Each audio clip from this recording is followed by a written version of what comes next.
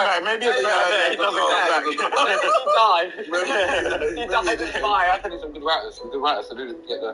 Yeah, some great writers. I've given you guys a rough framework to play with. Okay. And then what I have is like you can do whatever you like within the scenes. So we need to get from like point A to point B. He'll get from A to B. It just might take him 10 minutes. Yeah. What I'm thinking is drugs are Christmas presents, right? Okay. Drugs are not Christmas presents. and Santa's top boy. Okay. So like Big Nick. For now. Yeah. Big for now. Our beginning is Santa depressed on Christmas Eve. Well, it's not Santa. No, it's not Santa. It's Chris. Man. Chris Kringle. Yo, come on. Sorry, Chris Benoit. You're right. But he's not Chris Benoit. Chris Benoit's not making a happy Christmas. Chris Benoit. No. It fixed the story to me. No. Santa's gone off the rails. Chris Jenner. No, we're making food today. He's a mess on Christmas Eve. How's your mess? He's worried about the cost of living crisis is getting to him. Ulez. Ulez. He's had to sell his diesel because he's not compliant anymore. Yeah. He can't go and get any presents because he's not made any money. His D. He's drinking heavily. He's drinking lots now. Yeah. Mess Christmas Eve, Ulez, sell D, pour down bag. Yeah. I was thinking we would start on the block out there with Santa. Wait, you're filming outside on the streets? Jack, we're making a movie, bro. I'm not ready for this. You're not ready. You're a big Nick. Alright, let's go. Let's go. I don't know what's going on. Let's go. I'm thinking you're on the corner, right? Alright. Get a call from Big Nick, and he's like, he needs a favour from you because he's just been like jumped by like a rival gang or something. But as it happened, Jamie hasn't actually been jumped or anything. Oh, it was the rules. So shut up and you.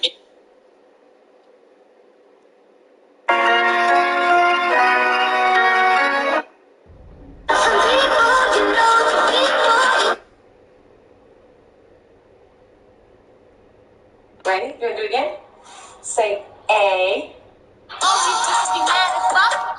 Cause I'm bad as fuck. Your jewelry fake in your bag is what? It's not adding up. Oh,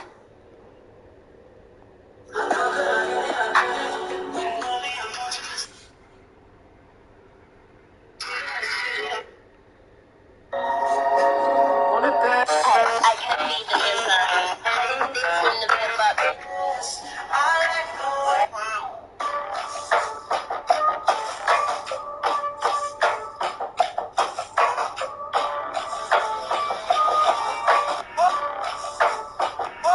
Who cuts people's hair in the middle of it?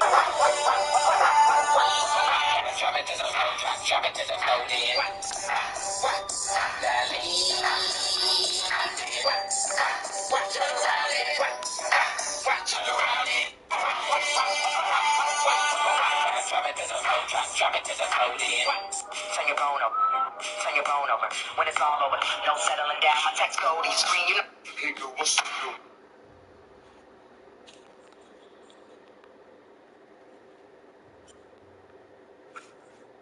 What's no better than that?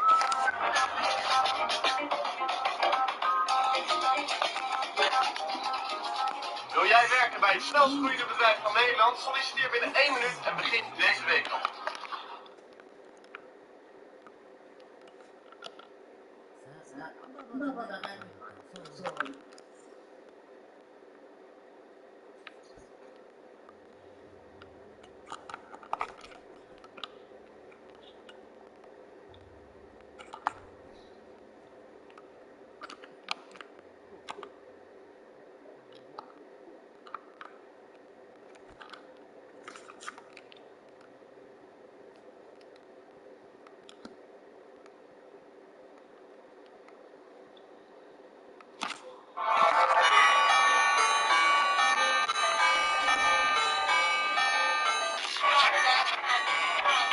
I win this. Trust.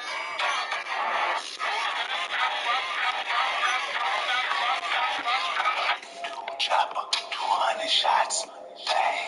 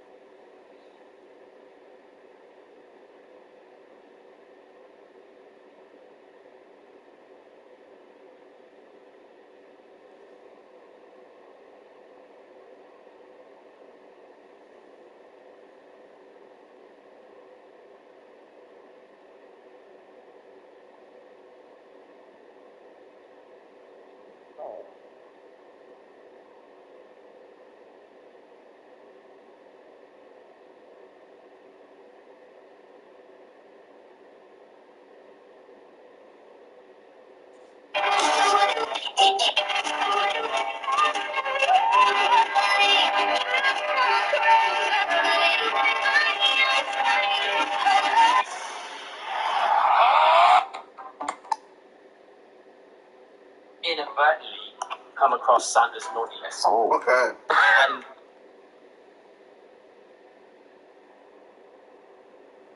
Start je dag nu ook met de nieuwe plantaardige drinks van Campina. Net zo lekker als je van ons gewend bent, maar dan plantaardig. Nieuw Campina, soja en haverdrinks. Howdy my totally is always Tubular Gamers, and we're back with, you guessed it, another ranking video, and today we're going to be doing something a little different. You know, it's getting near the end of the year, we're getting into those conversations of what was the best game you played this year, what are some of the best games you've played this year, and you might even reflect on what some of the best games of the last couple of years were. Well, for almost the last 10 years, we've actually had an award show dedicated to celebrating video games and what the best games of the year were, known as the Game Awards, hosted by Geoff Keighley. And obviously, Jeff Keighley's show has gotten a lot more attention and notoriety in the last couple of years than it did, say, 10 years ago. But what I thought I would talk about today is ranking all of the games that won Game of the Year from this award show. Now, obviously, there are tons of different outlets and publications that do their Game of the Year awards. There's a ton of different award shows for video games, especially nowadays, and I'm not discounting any of them. It's just, it seems like the biggest one, the one that gets the most notoriety, the one with the most advertisements and new trailers and all of that, is the Game Awards with Jeff. So yeah, ranking the last 9 Game of the Year winners and what I believe will win Game of the Year this year from worst to best. I say worst, but trust me, none of these games are anywhere near bad. It's more like best to best remaster, I don't know, that doesn't make any sense. And, you know, before somebody calls me out on it, I'll just say it immediately. I'm not the most original. I did see this list from Rabbit Luigi a while back, so I'm going to give him a big shout out. He came up with this idea. I thought it was pretty cool, and I was like, my list would look pretty different, so I thought I'd do my own. And anyone else is welcome to do their own list. I'd love to hear it in the comments. Or, of course, you do your own video like I did. Now, when it comes to making this ranking, it was actually pretty difficult. Like, a lot of these games are no hyperbole, some of the greatest video games ever made. These are easily some of the best games of the last 10 years, and all of them are fantastic in their own right. I'm pretty sure with how beloved these games are, it literally does not matter the list I make. People are going to be unhappy or disagree with me, so yeah, just let me know. And honestly, with these games being as good as they are, really this just kind of comes down to personal preference. And so as always, this is just my opinion. There might be some hot takes, some cold takes. You just let me know down below how you're feeling about this. I'm not giving each of these games a little review. I'm just taking a quick little look at each one of them, seeing how they hold up nowadays, and if I think they should have won Game of the Year that year. This is all, again, just my own opinion. You know, 2023's Game of the Year has not been decided yet, so this will be interesting to look back on. You know, I could totally get it wrong, but I might get it right. Either way, this is my Game of the Year, and it's my list anyway. So, like, share, comment, subscribe. Let's just get right into it. Of the 10 Game of the Years from the last 10 years, what do I think is the weakest? I think the weakest game is Overwatch, which won the 2016 Game of the Year awards. And, you know, it kind of is the worst one by default because it's actually been shut down, yeah. The original Overwatch, for the few people who aren't familiar, was actually shut down and replaced with Overwatch 2. So, yeah, you actually can't play that game that won the 2016 Game of the Year award. But Overwatch 2 is very, very similar to the first game in many aspects. But all I gotta say is, man, it is kind of sad to look back on Overwatch because in 2016, Overwatch really was the shit. It was crazy hype. I got it at release. I don't even like play Blizzard games, but I got Overwatch. I loved Overwatch. I played so much of Overwatch in 2016, but then they just kept updating it and making things just not as good in my opinion, and over the last couple of years, like, I just have steadily watched Overwatch decline. I guess you could say I overwatched it decline. Okay, now, shitty pun aside, it is kind of sad what happened to Overwatch. I would say Overwatch is one of the most mismanaged brands of the last, like, 10 years, and I really just don't know what happened. Like, Activision Blizzard really just shit the bed here. They were not able to maintain momentum or hype or keep the game constantly updated in ways that people liked. Like, Overwatch is nowhere near as popular as it was many years ago. I'm not saying it's not popular. It totally is, and there's a bunch of people still playing it, but that hype it had in 2016 has never been matched. And I would argue it's one of the most mismanaged series in history. Like, when it comes to video games, like, this series has just been sorely mismanaged. And, you know, with Microsoft taking over, maybe things can get turned around and we can get back to 2016 levels, but I got no idea at this point. As for Overwatch 2016, man, I loved that game. It was so much fun. The team aspect was really great. I stayed up really late playing with my friends. I loved how different all of the characters were, just how many different combinations there were, the maps, the lore, what little story there was. I actually really enjoyed almost everything about Overwatch. It was the game I probably played the most of in 2016, that or Pokemon Go. And if you'd asked me what I thought the best game of 2016 was, there's a very good chance I would have said Overwatch. But nowadays, you won't find me playing Overwatch at all. Like, you just really won't. I've just lost all interest in it, and that really is unfortunate. But hey, in 2016, that shit was fire, it was hype, and it was exciting. So here we have Dragon Age Inquisition, which won the inaugural Game Awards Game of the Year in 2014. You know, there was Game Award shows before 2014. I remember they were on, like, Spike, but this was the first of what is now considered the Game Awards show with Jeff Keighley hosting and yada, yada, yada. You know how it goes. Anyway, Dragon Age Inquisition, you know, I remember I was a bit perplexed that this game won Game of the Year. I very much remember feeling like, hey, no, there's games I played in 2014 that were better than Dragon Age Inquisitions. Games like Mario Kart 8, Smash Brothers for Wii U, especially South Park Stick of Truth. That was probably my favorite game from that year. Or shit, even like Sunset Overdrive, because, you know, I got to rep Insomniac at some point. But none of those games were even nominated for Game of the Year. The games that were nominated were Bayonetta 2, Dark Souls 2, Hearthstone, Dragon Age, and Middle-earth Shadow of Mordor. And of those 5 games, yeah, I'd say Dragon Age is maybe the best. I don't know. Dark Souls 2 is pretty good for me. I know that might be a hot take, but I really enjoyed that game. But Dragon Age Inquisition was still a very solid game. It was one of BioWare's better games. In my opinion, it's the best of the Dragon Age games. I haven't played a ton of the Dragon Age games, but I did play Inquisition and enjoyed it for what it was. You know, I don't think it blew my mind like Mass Effect did, but, and I wouldn't say it's one of my favorite RPGs, not even Western RPGs of all time, but it was still very solid, and it was a good improvement, especially on Dragon Age 2. You know, it had a pretty good story, it had some nice characters, the romance options were decent, the combat was actually pretty cool. I liked how, like, they mixed the action and turn-based combat to just kind of get this nice little blend in between. I enjoyed that. The presentation, I remember, was really great. I don't know, I just remember walking away from it going, yeah, that was pretty good, but Game of the Year, I don't know about that one, and that's why this game is placed where it is, because of all of these games outside of Overwatch, I really do think it is the weakest.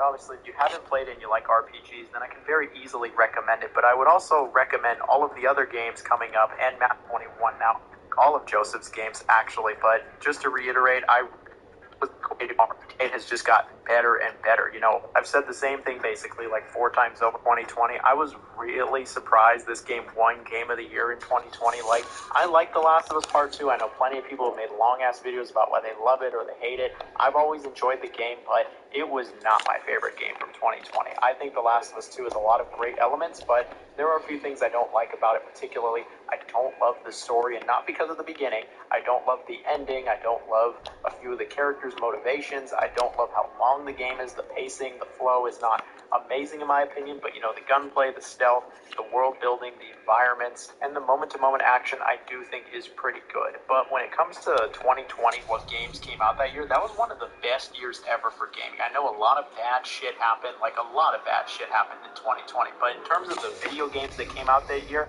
there was some really heavy hitters, and you can see it in what was nominated. Animal Crossing, New Horizon, Doom Eternal, Final Fantasy VII Remake, Hades, and Ghost of Tsushima. I'll be real, I'd say all those games are better than The Last of Us Part 2, but that is just my opinion. I'm sure I've pissed off plenty of Crossings, New Horizon, Doom Eternal, Final Fantasy VII Remake, Hades, and Ghost of Tsushima. I'll be real, I'd say all those games are better than The Last of Us Part 2, but that is just my opinion. I'm sure I've pissed off plenty of people in the comments just by even mentioning this game, but what I'm trying to say is The Last of Us Part 2, really good game. You know, if you like The Last of Us, you like those over-the-shoulder cinematic experiences and you haven't tried it yet, or maybe you just watched the TV show and you want to try the games now, yeah, I do think it is worth playing, but yeah, I'd much rather play Animal Crossing or Doom Eternal or play through the Final Fantasy VII Remake again. Shit, I even thought Ghost of Tsushima was actually better than The Last of Us Part 2, and that game was really good, actually. Hades is no slouch either. All these games were really big bangers. 2020 was such a banger year for the games that came out that year. Even like the smaller games that came out that year were pretty good also. I just realized, breaking news, I'm actually supposed to talk about The Last of Us Part 2 and not just 2020. But you know, The Last of Us Part 2, it is what it is. Everyone's got their own opinion of this game. I'm not giving this game a full review in this video. But if you really want to see me talk about it, let me know down below. Maybe I will one day. I worked a little bit with Naughty Dog when I was with PlayStation, but not a ton. And yeah, I've talked enough about this game. Last of Us Part 2, you know it, I know it. It exists. It won Game of the Year that year somehow. Let's just move on.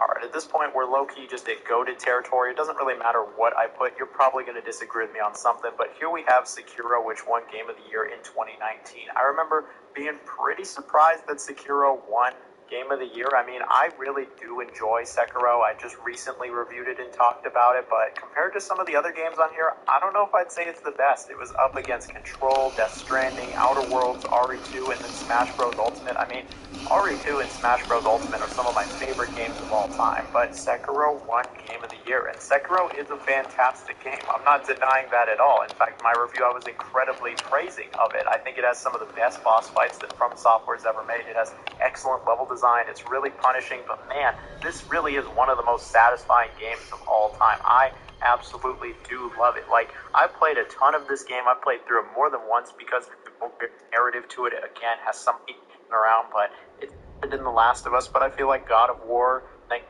is solid, not it really re-energized not only Zelda as a franchise, but Nintendo and even low-key game design. So many games, especially nowadays, take a lot of inspiration from what Breath of the Wild did, just dropping you into this big-ass open world where you can go do literally whatever you want. The level of freedom you would get in this game is unprecedented compared to games that came out back then. In fact, another game coming up really owes a lot to Breath of the Wild in that level of freedom that you would get. And Breath of the Wild is really a great game. It was one of my favorite games of the year. I don't think it was my personal favorite game of 2017. And so here's The Witcher 3. Oh, God. And here we have Elden Ring, which won Game of the Year in 2022. Now, Elden Ring really feels like it took a lot of stuff from Breath of the Wild and some stuff from Dark Souls, and then just a bunch of other new ideas and threw them all together to create just an unforgettable experience. Like, my first Elden Ring playthrough is going to be one of those playthroughs I look back on with a great amount of joy. Like, to sound as corny as possible, or maybe as reductive as possible, like, it was just low-key magical. Like, that first playthrough was nothing short of phenomenal. Elden Ring is just one of the greatest games ever made. In my opinion, it's the best of all of From Software's games. I recently reviewed it, and here we are a year later, and I'm still like, dude, Elden Ring was still so unbelievably good. This game just had so much going for it. It had great combat, an excellent open world, superb level design, some really cool dungeons, boss fights that were just incredible. The sheer amount of boss fights was also incredible. The game was challenging, it was engaging, it was fun, it kept things interesting, it always kept things interesting, like whether it was hour 2 or hour 200, okay, maybe not 200, hour like 85 or 90, it always kept things interesting. There's the multiplayer aspect to it.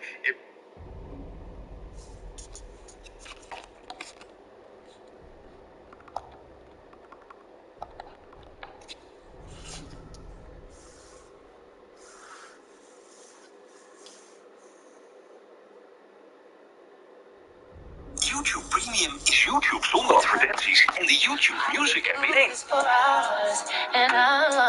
1 abonnement, 2 apps. Probeer 1 maand kosteloos. I'm Billy S. Welcome back to the channel. Today we're sharpening our swords and preparing for judgment as I rank the Soulsborne games by difficulty. That's right, easiest to hardest. This will perhaps be the most subjective list I have ever done on this channel, as everybody has a completely different perspective on difficulty. What order you played the games in, what aspects of the games you naturally... A lot of my thoughts aren't going to flow together beautifully, but a Souls game, after all, they're all difficult in their own unique ways, but for me, it's Demon Souls, the original game developed by From Software that first brought this level of challenge into our lives. So first things first, what's difficult about Demon Souls? The most obvious aspect of the game that I think many players, including myself, struggled with is world tendency.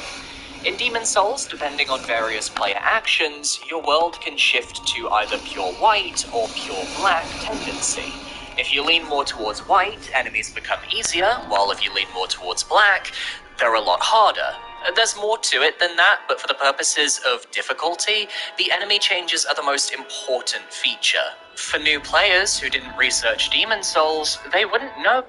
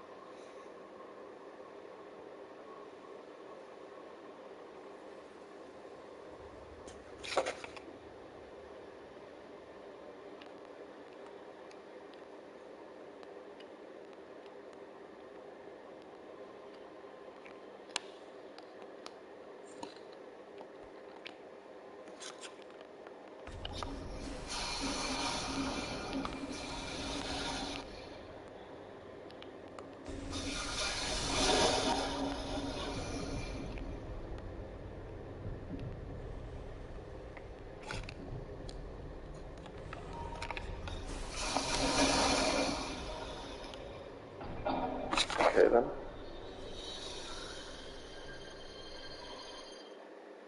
Path, and while you are in the middle of the pack, we have... Coming in third place, we have Dark Souls 2, Scholar of the... And number 2, we have the Gothic Horror of Bloodborne. Nothing like it in the rest of Souls, as it relies heavily on one aspect of From. It's not the experience a majority of players will have. Yes, I personally think that isn't what we're ranking here. That's the equivalent of ranking a Pokemon game's difficulty.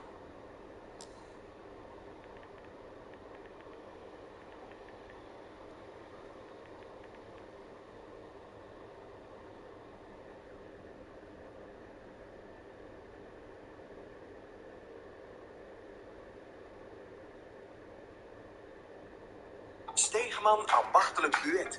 Lekker bij de borrel. Stegeman, daar hou ik van.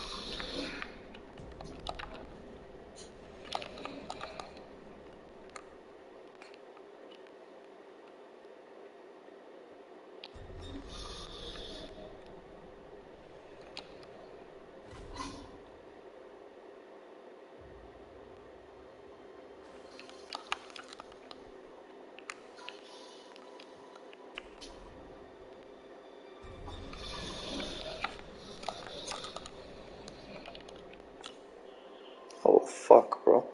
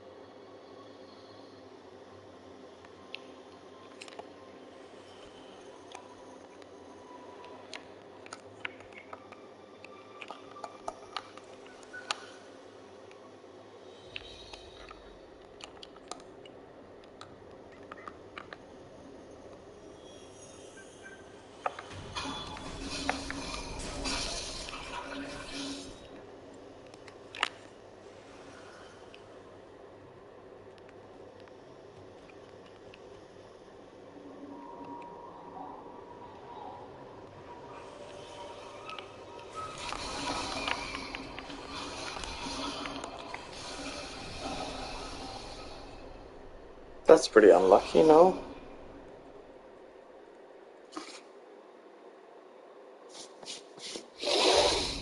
Okay, Jesus.